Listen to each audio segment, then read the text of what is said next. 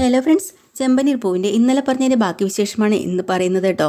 അങ്ങനെ നമ്മുടെ ചന്ദ്രയാണെങ്കിൽ ടെൻഷൻ അടിച്ച് അങ്ങനെ ഇരിക്കുന്ന സമയത്താണ് പെട്ടെന്ന് പുറത്ത് എന്തോ ഒരു ബഹളം കേൾക്കുകയാണ് കേട്ടോ. ആ ബഹളം നോക്കുമ്പോൾ ഒരു ചെണ്ടമേളവും പുലികളിയും ഒക്കെ ആയിട്ട് മഹിമ കയറി വരികയാണ്. അപ്പോൾ മഹിമ വരൂ എന്നുള്ള കാര്യം നേരത്തെ പറഞ്ഞിരുന്നല്ലോ, ഓണമല്ലേ, എല്ലാവർക്കും ഡ്രസ്സും കാര്യങ്ങളൊക്കെ എടുത്തുകൊണ്ട് വരണമല്ലോ എന്ന് വിചാരിച്ചിട്ട്.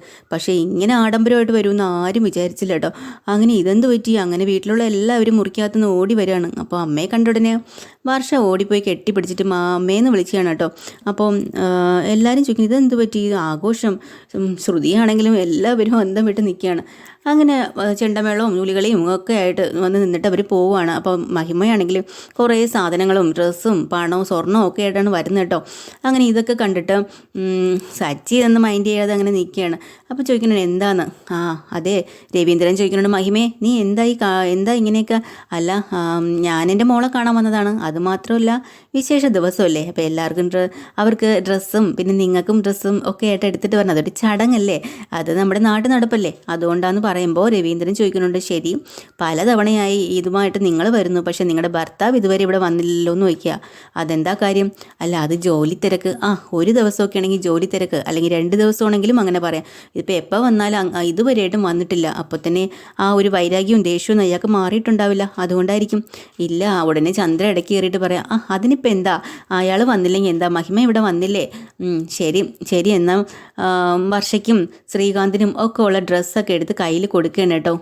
എന്നിട്ട് ചന്ദ്രയ്ക്ക് വേണ്ടിയിട്ട് ഒരു സാരി, വലിയ പട്ടുസാരിയൊക്കെ വാങ്ങിച്ച് കൊടുത്തിരിക്കുന്നത് എടുത്ത് കൊടുക്കുകയാണ്. എന്നിട്ട് അതുപോലെ തന്നെ രവീന്ദ്രൻ ഡ്രസ്സ് എടുത്ത് കൊടുക്കുന്നത്. അപ്പോൾ രവീന്ദ്രൻ പറയുന്നുണ്ട്, മക്കളെ കാണാമെന്നെങ്കിൽ അത് മക്കൾക്ക് മാത്രം എടുത്താൽ പോരെ, നമുക്ക് എന്തിനാ ഇതൊക്കെ എടുത്തിട്ട് വരണേ.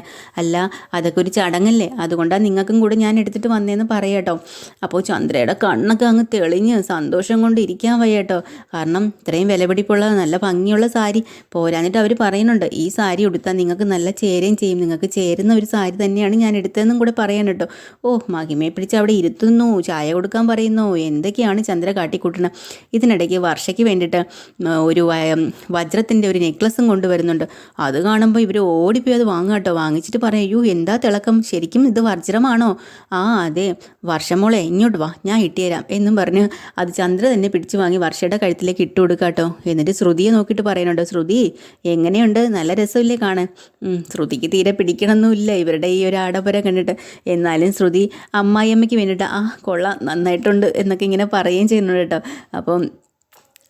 അപ്പോൾ ഇതെല്ലാം കണ്ടിട്ട് പാവം നമ്മുടെ രേവതി മാറി നിൽപ്പുണ്ട്. സച്ചിയാണെങ്കിൽ പൊളിച്ച മുഖത്തോടു കൂടി ഇങ്ങനെ നിൽക്കുകയും ചെയ്യാണ്. അപ്പോൾ ഇനിയിപ്പോൾ രേവതിയുടെ അവസരമാണ്, എന്തായാലും രേവതി അതും ഇതൊക്കെ പറയും. അങ്ങനെ പറഞ്ഞ് നിൽക്കുന്ന സമയത്താണ് അങ്ങനെ നമ്മുടെ രേവതിയുടെ അമ്മ വരുന്നുണ്ട് കേട്ടോ. രേവതിയെയും അതുപോലെ സച്ചിയൊക്കെ കാണാൻ വേണ്ടിയിട്ട് അവർക്കുള്ള കുറച്ച് കാര്യങ്ങളും പഴവർഗ്ഗങ്ങളും ഫ്രൂട്ട്സും ഒക്കെ ആയിട്ടാണ് അവർ വരുന്നത്. പക്ഷേ അവരുടെ കയ്യിൽ സ്വർണ്ണമോ പണമോ തുണികളോ ഒന്നും ഇല്ലാത്ത കാരണം ഇവരെ കാണുമ്പോൾ തന്നെ ചന്ദ്രൻ്റെ മുഖം കടന്നല് കുത്തിയതുപോലെ ആയി കേട്ടോ. അപ്പോൾ തന്നെ സച്ചി ഓടിപ്പോയി അമ്മേ വാന്നും പറഞ്ഞ് വന്ന് വിളിച്ചിരുത്താണ്. ഉടനെ ചന്ദ്ര ചോദിക്കുന്നുണ്ട്, ഇപ്പം എന്തിനാണ് ഇങ്ങോട്ട് എഴുന്നള്ളി വന്നത്, നിങ്ങളോട് പറഞ്ഞോ, ഫോൺ വിളിച്ചിട്ട് വന്നാൽ പോരെ, ഇങ്ങനെയൊക്കെ അങ്ങ് ചോദിക്കുക കേട്ടോ. പാവം നമ്മുടെ ലക്ഷ്മിയാണെങ്കിൽ ആകെ വിഷമിച്ച് പോയി. അങ്ങനെ കൊണ്ടുവന്ന് കുറച്ച് അരിമുറുക്കും കാര്യങ്ങളൊക്കെ കൊണ്ടുവരുന്നുണ്ട് കേട്ടോ പലഹാരമായിട്ട്. വർഷം എന്ത് ചെയ്തു എന്നറിയോ, പെട്ടെന്ന് തന്നെ ആ മുറുക്കെടുത്ത് പൊട്ടിച്ചങ്ങ് കഴിച്ചിട്ട് എന്താ ടേസ്റ്റ് ആൻറ്റി, സൂപ്പറായിരിക്കണം എന്നും പറഞ്ഞ് അത് ശ്രീകാന്തിനും കൊടുക്കുകയാണ്. ഇത് കണ്ടിട്ട് ചന്ദ്രയ്ക്കും ദേഷ്യം വന്ന, മഹിമയ്ക്കും ദേഷ്യം വന്നു. ഇനിയിപ്പം മോള് എല്ലാവരുടെ മുമ്പേ വെച്ച് എന്നെ താഴ്ത്തി കെട്ടുന്നതിന് ഇവിടെ നിന്ന് ഓടിപ്പോകുന്നതാണ് നല്ലതെന്നും പറഞ്ഞുകൊണ്ട് ഞാൻ പോവാമെന്ന് പറയാട്ടോ. അയ്യോ ഇരിക്കിരിക്കി, ചായ കുടിച്ചിട്ട് പോവാം മഹിമേ. എനിക്കൊന്നും വേണ്ട. അപ്പോൾ രേവതി ഓടി വന്നിട്ട് പറയണത്, ആൻറ്റി ചായ കുടിച്ചിട്ട് പോവാം. നീ ഒരു കാര്യം ചെയ്ത് നിൻ്റെ അമ്മയ്ക്ക് കൊടുത്താൽ മതി, ഞാൻ പോവാമെന്ന് പറഞ്ഞ് അവരിറങ്ങി പോവാട്ടോ. ചന്ദ്ര പിറകെ ചെന്നിട്ട് പറയുന്നുണ്ട്, മഹിമേ ഇനി ഒരു ദിവസം നേരത്തെ വരണേ, നമുക്ക് കുറേ സമയം സംസാരിച്ചിരിക്കാം. ശരി എന്നും പറഞ്ഞുകൊണ്ട് അവരങ്ങ് പോവാണ്.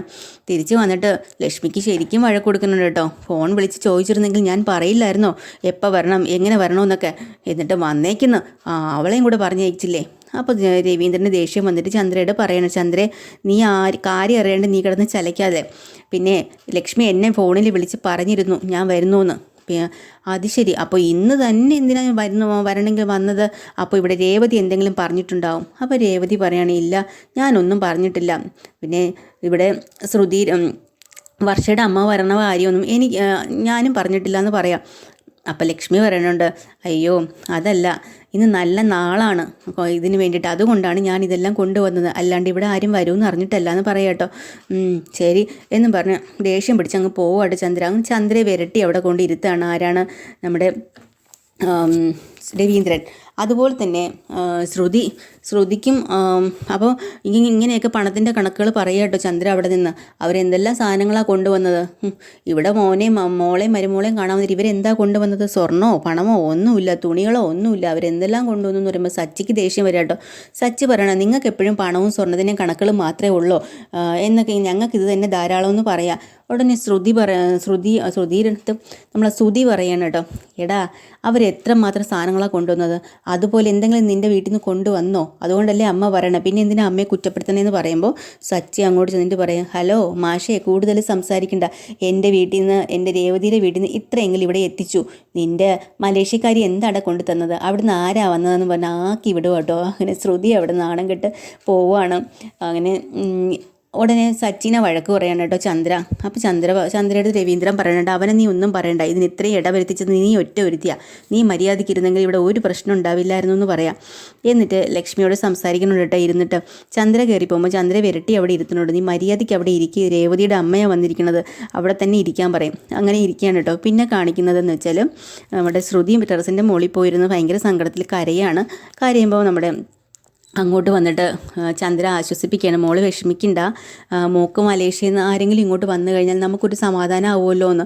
അപ്പോൾ ശ്രുതി പറയാം, അമ്മേ എനിക്കവിടെ ആരുമില്ല എന്നുള്ള കാര്യം, എനിക്ക് ആരുമില്ല, അമ്മയൊന്നും ഇല്ലെന്ന് അറിയില്ല ഇതൊക്കെ കൊണ്ടുവരാൻ. എന്നാലും മലേഷ്യയിലൊരു മാമനോ ബന്ധുക്കളൊക്കെ ഉണ്ടെന്ന് പറഞ്ഞല്ലോ, അവരാരെങ്കിലും ഒന്ന് വന്നായിരുന്നെങ്കിൽ കൊള്ളായിരുന്നു.